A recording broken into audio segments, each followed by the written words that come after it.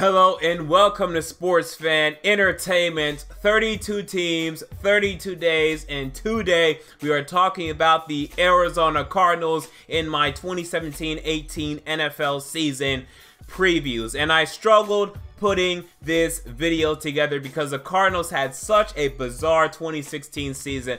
I had that team going to the Super Bowl and winning it before the season, and they did anything but. They went 7-8-1, and they were a supreme disappointment. So what the hell are they going to do this season? I don't know. Hopefully we can figure it out. We're going to talk about this team's strengths, weaknesses, give you guys a fantasy outlook, give you guys some bold predictions, and then get out of here with a win-loss prediction. But remember to go to sportsfanentertainment.com for a 32 teams, 32 days article previewing the Cardinals as well. Link will be down in the description box below if you're watching on YouTube. So with that said, 32 teams, 32 days, Arizona Cardinals. Let's start with their strengths.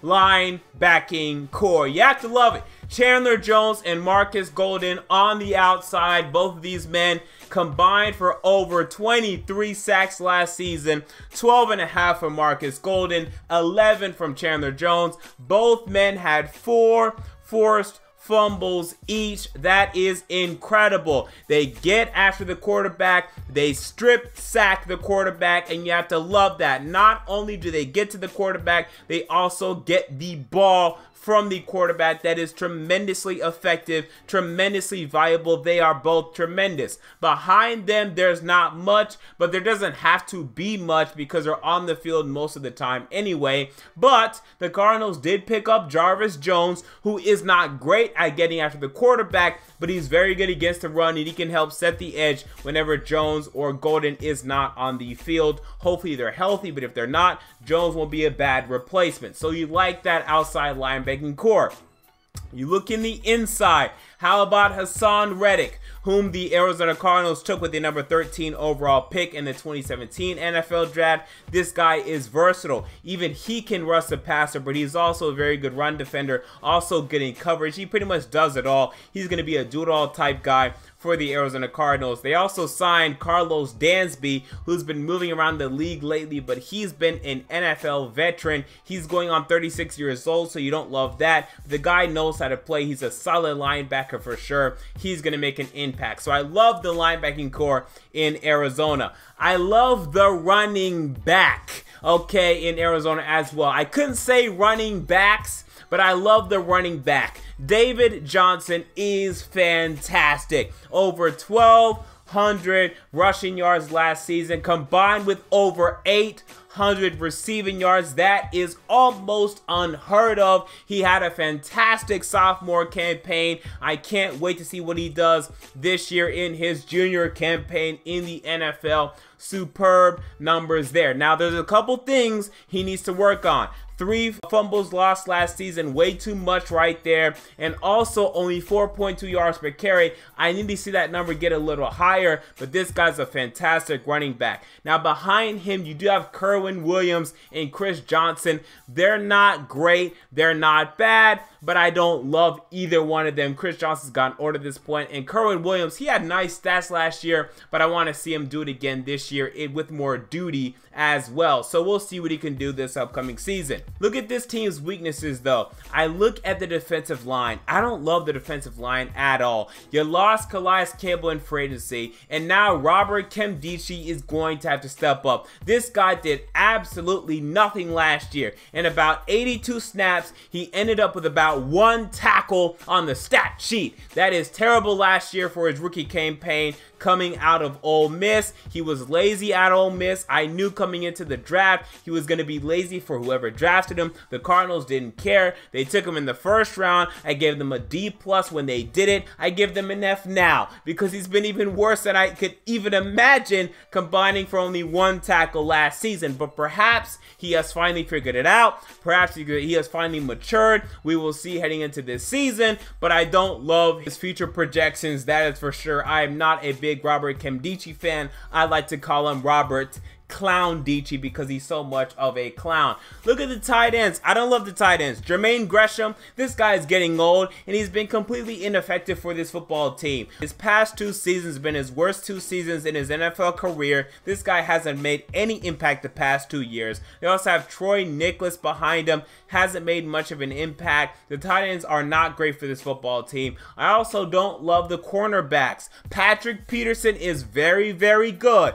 but behind him, Justin Bethel, Brandon Williams, Tyvon Branch. I do not love the cornerback depth. You can get away with having only 1 good running back in this league. You cannot get away with having only 1 good cornerback. So that's why the running back is a strength, but the cornerback is a weakness for this football team. Now, there's a bunch of positions that to me are neither strengths nor weaknesses. It depends how these positions perform this season. Carson Palmer could be a strength. Last season, to me, he was in the middle. The season before that, he was definitely a strength as he had an MVP caliber season in that 2015 NFL season. Last year, struggled early, had a terrible game in week 2 against the Buffalo Bills, but then to me, really caught fire near the end of the season. We need to see the Carson Palmer of 2015, unlike the Carson Palmer in 2016. We'll see which one we get in 2017 as he is getting older. How about the wide receivers? I like Larry Fitzgerald. Who doesn't? But man, John Brown to me had a disappointing 2016 campaign. JJ Nelson was only alright. They added Chad Williams in the 2017 NFL draft in the 3rd round out of Grambling State. We'll see what he can do coming out of a small school. This position could be a strength, could also be a weakness if Larry Fitzgerald takes a step back. We also get some other positions. The offensive line. Now, I like the offensive line, but now DJ Humphries is moving from the right tackle position to the left tackle position. Gerald Valdir, who's been very good at the left tackle position, now he's moving to the right, so there's some shuffling going on there. Mike Upati, I like him, but he's getting older. They're starting AQ Shipley, and they're also starting Evan Bohm at right guard. I don't love either of those guys. Shipley's all right. Bohm struggled last year in his rookie year. We'll see with this offensive line. A lot of questions to me. Look at the safeties. I like the safeties, but I want to see a little bit more. Budda Baker is going to start this year, most likely for them. He's a rookie out of the 2nd round out of Washington. I like Budda Baker. Let's see what he can do, though. Tyrann Mathieu, he's very good. We like him. Dayon Buchanan, he's very good. We like him. But Budda Baker is a question mark right now.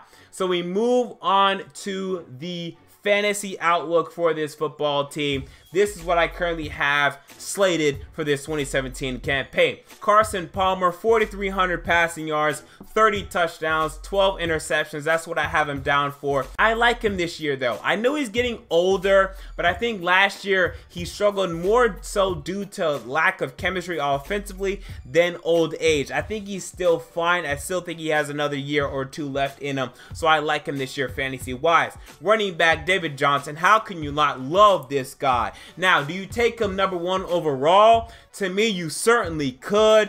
I might. It's really close between him and Le'Veon Bell, but I think he's more reliable than Bell because Bell can get suspended. So honestly, I would. As even though he may not lead the league in rushing, because he's going to get you possibly yet again 800 receiving yards, and they're talking about giving him maybe 30 carries a game. They're not really going to do that, but they're talking about that. You have to love David Johnson. I have him scheduled for over 1,200 rushing yards again, and also 10 touchdowns rushing, combined with 800 receiving yards and 6 receiving touchdowns. Big numbers for David Johnson, especially if you're in a PPR league. As for Larry Fitzgerald, I do have him getting under 1,000 yards as he has yet another year under his belt. I think it's going to take away from his stats a little bit. Also, now that they've added Chad Williams in the draft, he's going to take away from Larry Fitzgerald's pot a little bit.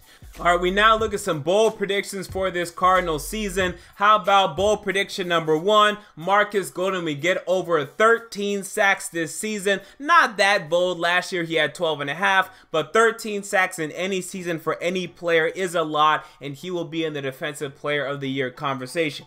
Bold prediction number 2.